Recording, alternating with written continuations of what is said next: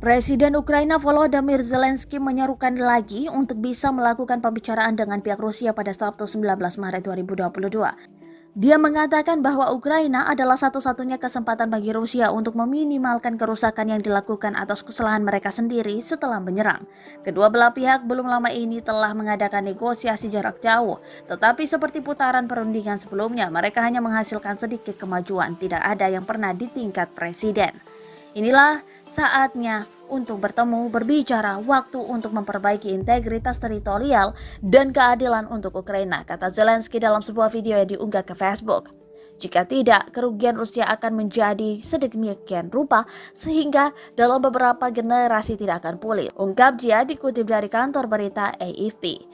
Zelensky juga mengatakan bahwa pihak berwenang Ukraina telah berhasil menyelamatkan lebih dari 9.000 orang dari kota Mariupol yang dikepung oleh pasukan Rusia.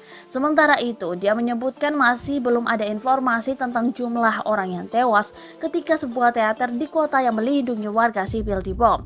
Lebih dari 180.000 warga telah diselamatkan melalui koridor kemanusiaan di seluruh negeri, kata Zelensky. Dia menuduh pasukan Rusia lah yang memblokir bantuan kemanusiaan di sekitar area hotspot atau kota-kota yang diserang.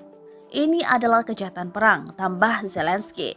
Beberapa putaran negosiasi antara Kiev dan Moskow telah berlangsung baik secara virtual maupun secara langsung sejak invasi Rusia ke Ukraina mulai pada 24 Februari lalu.